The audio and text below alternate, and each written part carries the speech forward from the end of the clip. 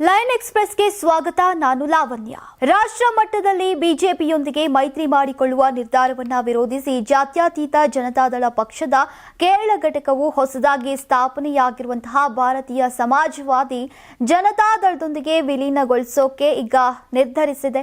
ಇನ್ನು ಆಡಳಿತಾರೂಢ LDF ಭಾಗವಾಗಿರುವಂತಹ JDS ಐಎಸ್ಜೆಡಿಯೊಂದಿಗೆ ವಿಲೀನಗೊಳ್ತಾ ಇರುವಂತಹ ವಿಚಾರವನ್ನ ಇಂಧನ ಸಚಿವ ಕೆ ಕೃಷ್ಣನ್ ಕುಟ್ಟಿ ಸೇರಿದಂತೆ ಪಕ್ಷದ ಇಬ್ಬರು ಶಾಸಕರು ವಿಧಾನಸಭಾ ಸ್ಪೀಕರ್ಗೆ ಅಧಿಕೃತವಾಗಿ ತಿಳಿಸಿದ್ದಾರೆ.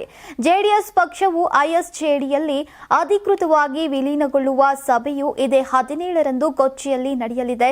ಜೆಡಿಎಸ್ ಕೇರಳ ರಾಜ್ಯ ಘಟಕದ ಅಧ್ಯಕ್ಷ ಹಾಗೂ ಶಾಸಕ ಮ್ಯಾಥ್ ಟಿ ಥಾಮಸ್ ಜೆಡಿಎಸ್ ಹೊಸ ಪಕ್ಷದೊಂದಿಗೆ ವಿಲೀನಗೊಳ್ತಾ ಇರೋದ್ರಿಂದ ಪಕ್ಷದ ಇಬ್ಬರು ಶಾಸಕರಿಗೆ ಸದಸ್ಯತ್ವ ಅನರ್ಹತೆ ಪ್ರಶ್ನೆ ಎದುರಾಗುವುದಿಲ್ಲ ಅಂತ ಹೇಳಿದ್ದಾರೆ. ವಿಧಾನಸಭಾ ಚುನಾವಣೆಯ ದಿನಗಳು ಹತ್ತಿರವಾಗ್ತಾ ಇದ್ದಂತೆ ಪಶ್ಚಿಮ ಬಂಗಾಳದಲ್ಲಿ ಮಹತ್ವದ ಸಭೆಗಳು ನಡೀತಾ ಇವೆ.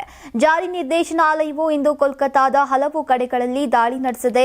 ಜಾರಿ ನಿರ್ದೇಶನಾಲಯವು ಕೋಲ್ಕತಾದ ರಾಜಕೀಯ ಸಲಹಾ ಸಂಸ್ಥೆ ಐಪಿಎಸಿ ಕಚೇರಿ ಮತ್ತು ಅದರ ಹಿರಿಯ ಅಧಿಕಾರಿ ಪ್ರತೀಕ್ ಜೈನ್ ನಿವಾಸ ಸೇರಿದಂತೆ ಹಲವು ಸ್ಥಳಗಳಲ್ಲಿ ದಾಳಿಯನ್ನ ನಡೆಸಿದೆ.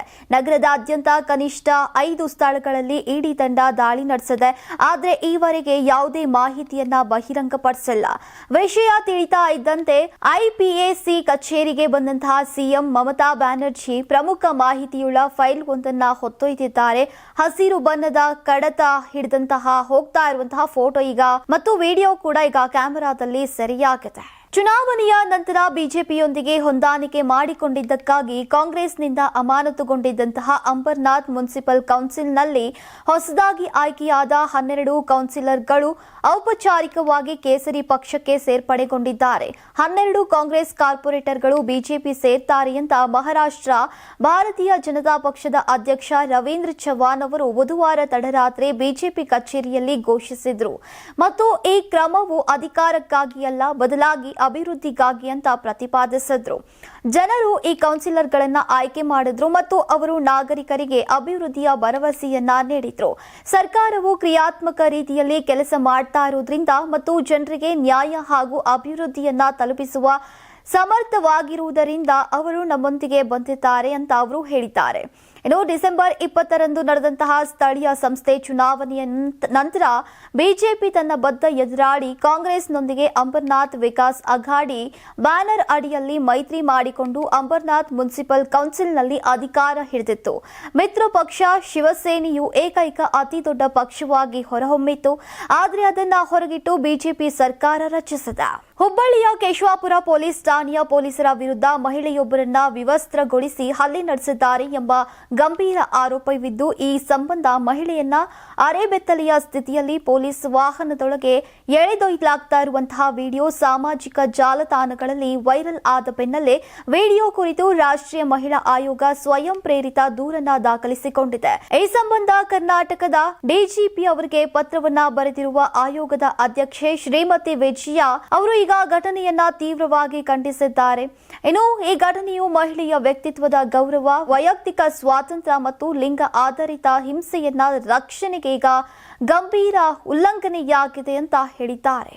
Master and blaster Sachin Tendulkar ಅವರ ಪುತ್ರ ಕ್ರಿಕೆಟಿಗ ಅರ್ಜುನ್ ತೆಂಡೂಲ್ಕರ್ ತಮ್ಮ ಬಾಲ್ಯದ ಗೆಳತಿ ಜೊತೆ ಹಸೆಮಣೆ ಏರೋಕೆ ಸಜ್ಜಾಗಿದ್ದಾರೆ. ಅರ್ಜುನ್ ಮತ್ತು ಸಾನಿಯಾ ಚಾಂದೋಕ್ ಅವರ ವಿವಾಹ ದಿನಾಂಕ ಅಂತಿಮಗೊಳಿಸಲಾಗಿದೆ ಅಂತ ವರದಿ ದೃಢಪಡಿಸಿದೆ. ಅರ್ಜುನ್ ತೆಂಡೂಲ್ಕರ್ ಮಾರ್ಚ್ 5ರಂದು ಸಾನಿಯಾ ಅವರನ್ನ ಮದುವೆಯಾಗಲಿದ್ದಾರೆ. ಇತ್ತೀಚೆಗೆ ಇಂಡಿಯನ್ ಪ್ರೀಮಿಯರ್ ಲೀಗ್ನಲ್ಲಿ ಮುಂಬೈ ಇಂಡಿಯನ್ಸ್ನಿಂದ ಲಕ್ನೋ ಸೂಪರ್ ಜೈಂಟ್ಸ್ಗೆ ಅರ್ಜುನ್ ವರ್ಗಾವಣೆಗೊಂಡಿದ್ದು, ಈಗ ವೈಯಕ್ತಿಕ ಜೀವನದಲ್ಲಿ ದೊಡ್ಡ ಹೆಜ್ಜೆ ಇಡೋಕೆ ಸಜ್ಜಾಗಿದ್ದಾರೆ. ಸಾನಿಯಾ ಚಾಂದೋಕ್ ಅವರು ಉದ್ಯಮ ಹಿನ್ನೆಲೆ ಇರುವಂತಹ ಮನೆತನದಿಂದ ಬಂದವರು. ಅವರ ತಾತ ರವಿ ಗಾಯ್ ಅವರು ಗ್ರಾವಿಸ್ ಗ್ರೂಪ್ನ ಮುಖ್ಯಸ್ಥರಾಗಿದ್ದಾರೆ. ಈ ಗ್ರೂಪ್ ದಿ ಬ್ರೂಕ್ಲಿನ್ ಕ್ರಿಮೇರಿ ಮತ್ತು ಬಾಸ್ಕಿನ್ ರಾಬಿನ್ಸ್ ನಂತಹ ಜನಪ್ರಿಯ ಐಸ್ ಕ್ರೀಮ್ ಬ್ರ್ಯಾಂಡ್ಗಳನ್ನು ಹೊಂದಿದೆ. 2025ರಲ್ಲಿ ಮಹಿಳೆಯರಿಗಾಗಿ ಭಾರತದ ಅತ್ಯುನ್ನತ ನಗರವಾಗಿ ಬೆಂಗಳೂರು ಆಯ್ಕೆಯಾಗಿದೆ. ಚೆನ್ನೈ ಮೂಲದ ವರ್ಕ್ ಪ್ಲೇಸ್ ಇನ್ಕ್ಲೂಷನ್ ಸಂಸ್ಥೆ ಅವತಾರನ್ನ ಬಿಡುಗಡೆ ಮಾಡಿದ ಅಧ್ಯಯನದಲ್ಲಿ ಈಗ ದೇಶದ 125 ನಗರಗಳನ್ನ ಮೌಲ್ಯಮಾಪನ ಮಾಡಲಾಗಿದೆ. ನಗರ ಸೇರ್ಪಡೆ ಸ್ಕೋರ್ನಲ್ಲಿ ಬೆಂಗಳೂರು 53.29 ಅಂಕಗಳೊಂದಿಗೆ ಅಗ್ರಸ್ಥಾನ ಪಡೆದಿದ್ದು, ಚೆನ್ನೈ ಮತ್ತು ಪುಣೆ ನಂತರದ ಸ್ಥಾನಗಳಲ್ಲಿ ಇದ್ವು. ಇನ್ನು ಹೈದರಾಬಾದ್ ಮತ್ತು ಮುಂಬೈ ಟಾಪ್ 5 ಪಟ್ಟಿಯಲ್ಲಿ ಸೇರಿವೆ. ಬಲವಾದ ಕಾರ್ಪೊರೇಟ್ ಪರಿಸರ ಮತ್ತು ಹೆಚ್ಚಿನ ಔಪಚಾರಿಕ ಉದ್ಯೋಗಾವಕಾಶಗಳು ಹಾಗೂ ವೈವಿಧ್ಯತೆ ಸೇರ್ಪಡೆ ನೀತಿಗಳ ಪರಿಣಾಮವಾಗಿ ಈಗ ಇದು ಜಾರಿಗೆ ಮತ್ತು ಬೆಂಗಳೂರು ಕೈಗಾರಿಕಾ ಸೇರ್ಪಡೆಯಲ್ಲಿ ಮುನ್ನಡೆಯನ್ನ ಸಾಧಿಸಿದೆ. ಅಧ್ಯಯನದ ಪ್ರಕಾರ ಸಾಮಾಜಿಕ ಸುರಕ್ಷತೆ ಮತ್ತು ಈಗ ಉದ್ಯೋಗಾವಕಾಶಗಳು ಸಂಯೋಜನೆಯೇ ಮಹಿಳಾ ಸ್ನೇಹಿ ನಗರಗಳ ಪ್ರಮುಖ ಲಕ್ಷಣವಾಗಿವೆ. ಗ್ರೇಟರ್ ನೋಯ್ಡಾದ ಡೆಲ್ಟಾ ಸೆಕ್ಟರ್ 1ರಲ್ಲಿ ಕಲುಷಿತ ಕುಡಿಯುವ ನೀರನ್ನ ಸೇವಿಸಿದ ಬಳಿಕ ಹಲವಾರು ನಿವಾಸಿಗಳು ಅನಾರೋಗ್ಯಕ್ಕೆ ಒಳಗಾಗಿದ್ದಾರೆ. ವಾಂತಿ, ಜ್ವರ, ಹೊಟ್ಟೆನೋವು ಮತ್ತು ಸಡಿಲ ಚಲನೆಯಂತಹ ಲಕ್ಷಣಗಳು ಕಂಡುಬಂದಿವೆ ಅಂತ ನಿವಾಸಿಗಳು ತಿಳಿಸಿದ್ದಾರೆ. ನಿವಾಸಿಗಳು ಕುಡಿಯುವ ನೀರಿನಲ್ಲಿ ಒಳಚರಂಡಿ ಮಿಶ್ರಣವಾಗಿದೆ ಅಂತ ಆರೋಪಿಸಿದ್ರೂ ಕೂಡ ಗ್ರೇಟರ್ ನೋಯ್ಡಾ ಕೈಗಾರಿಕಾ ಅಭಿವೃದ್ಧಿ ಪ್ರಾಧಿಕಾರ ಇದನ್ನ ನಿರಾಕರಿಸಿದೆ. ಇದುವರೆಗೂ ನಡೆಸಿದಂತಹ ಪರೀಕ್ಷೆಗಳಲ್ಲಿ ನೀರು ಶುದ್ಧವಾಗಿದೆ ಅಂತ ಅಧಿಕಾರಿಗಳು ತಿಳಿಸಿದ್ದಾರೆ. ದೂರುಗಳ ಹಿನ್ನೆಲೆಯಲ್ಲಿ ಜಲ ಇಲಾಖೆಯ ತಂಡ ನೀರಿನ ಮಾದರಿಗಳನ್ನು ಸಂಗ್ರಹಿಸಿ ಪರೀಕ್ಷೆಯನ್ನ ನಡೆಸ್ತಾ ಇದೆ. ಮುನ್ನೆಚ್ಚರಿಕೆಯ ಕ್ರಮವಾಗಿ ನಗರದಾದ್ಯಂತ ಯಾದೃಚ್ಛಿಕ ನೀರಿನ ಪರೀಕ್ಷೆಯನ್ನ ನಡೆಸುವಂತೆ ಪ್ರಾಧಿಕಾರ ನಿರ್ದೇಶನವನ್ನ ನೀಡಿದೆ. ಜಮ್ಮು ಮತ್ತು ಕಾಶ್ಮೀರದ ರಾಜೌರಿ ಜಿಲ್ಲೆಯಲ್ಲಿ ಪೊಲೀಸರು ಮತ್ತು ಭದ್ರತಾ ಪಡೆಗಳು ನಡೆಸಿದಂತಹ ಜಂಟಿ ಕಾರ್ಯಾಚರಣೆ ವೇಳೆ ಸರಿಸುಮಾರು 4 ಕೆಜಿಯಷ್ಟು ಐಇಡಿ ನಿಷ್ಕ್ರಿಯಗೊಳಿಸಿದ್ದು, ಈಗ ಭಯೋತ್ಪಾದಕರ ಸಂಚನ್ನ ವಿಫಲಗೊಳಿಸಿವೆ. ಸ್ಫೋಟಕ ಸಾಧನ ನಿಷ್ಕ್ರಿಯಗೊಳಿಸಿ ವಶಪಡಿಸಿಕೊಂಡಿವೆ. ಇದು ಸಂಭವನೀಯ ದೊಡ್ಡ ದಾಳಿಯನ್ನ ತಪ್ಪಿಸಿದಂತಾಗಿದೆ. ಗುಪ್ತಚರ ಮಾಹಿತಿಯ ಮೇರೆಗೆ ಕಾರ್ಯಾಚರಣೆಯನ್ನ ಕೈಗೊಂಡಿದ್ದಂತಹ ಸೇನೆ ಮತ್ತು ಪೊಲೀಸರು ಅರಣ್ಯ ಪ್ರದೇಶವನ್ನ ತೀವ್ರವಾಗಿ ಶೋಧಿಸಿದ್ರು. ಈ ವೇಳೆ ಸ್ಫೋಟಕಕ್ಕೆ ಇಟ್ಟಿದ್ದಂತಹ 4 ಕೆಜಿ ಐಇಡಿಯನ್ನ ಜಪ್ತಿ ಮಾಡಿದ್ದು, ಈಗ ಹೆಚ್ಚುವರಿ ಸಾಕ್ಷ್ಯಗಳನ್ನ ವಶಕ್ಕೆ ಪಡೆದುಕೊಂಡಿದ್ದಾರೆ. ಒಂದು ವೇಳೆ ಸ್ಫೋಟಗೊಂಡಿದ್ರೆ ಭಾರಿ ಪ್ರಮಾಣದಲ್ಲಿ ಹಾನಿಯಾಗ್ತಾ ಇತ್ತು ಎನ್ನಲಾಗಿದೆ. ಸದ್ಯ ಐಇಡಿ ವಶಕ್ಕೆ ಪಡೆದಿರುವಂತಹ ಭದ್ರತಾ ಪಡೆಗಳು ವಿಧಿವಿಜ್ಞಾನ ವಿಶ್ಲೇಷಣೆಗಾಗಿ ರವಾನಿಸಿವೆ.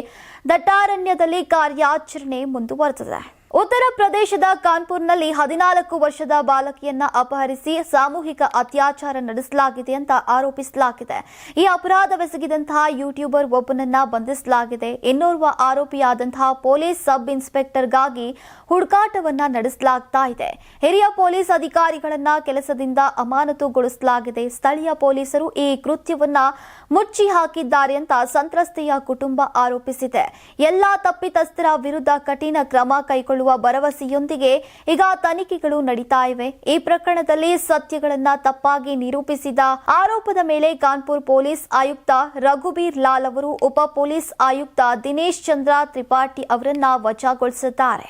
ಸ್ನಾಕೋತ್ತರ ವೈದ್ಯಕೀಯ ಶಿಕ್ಷಣಕ್ಕೆ ಗಮನಾರ್ಹ ಉತ್ತೇಜನ ಮತ್ತು ಅರ್ಹ ವೈದ್ಯರ ಕೊರತೆಯನ್ನ ನೀಗಿಸುವ ಪ್ರಯತ್ನವಾಗಿ ರಾಷ್ಟ್ರೀಯ ವೈದ್ಯಕೀಯ ಆಯೋಗ ಇದುವರೆಗೆ 2025-26ರ ಶೈಕ್ಷಣಿಕ ವರ್ಷಕ್ಕೆ ಸುಮಾರು 450 ಹೆಚ್ಚುವರಿ ಸ್ನಾಕೋತ್ತರ ವೈದ್ಯಕೀಯ ಸೀಟುಗಳಿಗೆ ಅನುಮತಿ ನೀಡಿದೆ. ದೇಶಾದ್ಯಂತ ವೈದ್ಯಕೀಯ ಕಾಲೇಜುಗಳು ಸಲ್ಲಿಸಿದಂತಹ ಮೇಲ್ಮನವಿಗಳನ್ನು ವೈದ್ಯಕೀಯ ಮೌಲ್ಯಮಾಪನ ಮತ್ತು ರೇಟಿಂಗ್ ಮಂಡಳಿಯ ಮೊದಲ ಮೇಲ್ಮನವಿ ಸಮಿತಿಯು ಈಗ ಪರಿಶೀಲಿಸಿದ ನಂತರ ಅನುಮೋದನೆಗಳನ್ನು ನೀಡಲಾಗಿದೆ. ಡಿಸೆಂಬರ್ 29, 30 ಮತ್ತು 31, 2025ರಂದು ಎನ್ಎಂಸಿ ಕಾಯ್ದೆ 2019ರ ಸೆಕ್ಷನ್ 28ರ 5ರ ಅಡಿಯಲ್ಲಿ ಈಗ ನಡೆದಂತಹ ಮೊದಲ ಮೇಲ್ಮನವಿ ಸಮಿತಿಯ ಬಹುಸಭೆಗಳ ನಂತರ ಈ ನಿರ್ಧಾರವನ್ನು ತೆಗೆದುಕೊಳ್ಳಲಾಗಿದೆ.